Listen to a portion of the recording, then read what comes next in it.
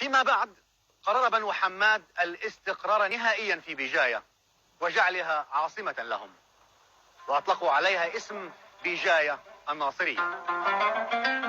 اشتهرت بيجاية كثيرا بصناعاتها وفنونها اليدوية، وخاصة صناعة الشموع التي اندثرت نهائيا، إلا أن صناعة الفخار ما زالت قائمة.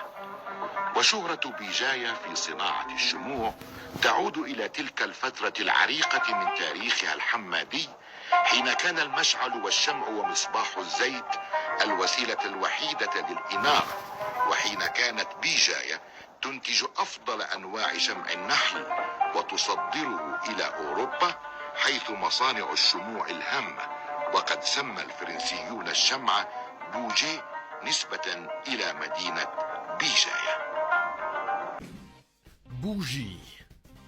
Tout d'abord, ce qu'il faut savoir, c'est que la bougie n'a pas toujours existé. Avant son existence, on a utilisé plusieurs méthodes pour s'éclairer. On a par exemple utilisé la chandelle, qui était donc constituée d'une mèche recouverte de graisse, qu'elle soit animale ou végétale, ou bien la lampe à huile. Puis, au XIVe siècle, révolution. La bougie apparaît en France. En fait, on a tout simplement remplacé la graisse des chandelles par de la cire que l'on a appelée bougie, tout simplement parce qu'elle était très largement importée d'une ville qui s'appelait à l'époque Bougie. Bougie, en fait, c'est la francisation du mot arabe Bougaïa, qui est le nom arabe de la ville berbère Gayet. C'est une ville qui aujourd'hui se trouve donc en Algérie, et plus précisément en Kabylie, et qui s'appelle désormais Béjaïa. Avec le temps, le mot bougie qui désigne la matière à la base finit par désigner l'objet qui est composé de cette matière. Un objet que l'on connaît aujourd'hui sous cette forme.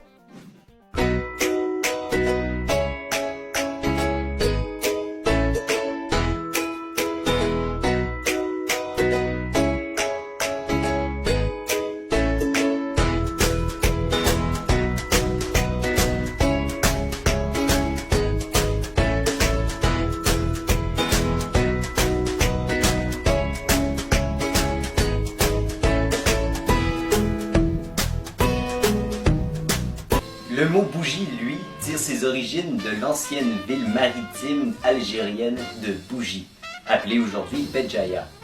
Au Moyen-Âge, la ville de Bougie était un important fournisseur de cire qui devint une nouvelle composante de la chandelle.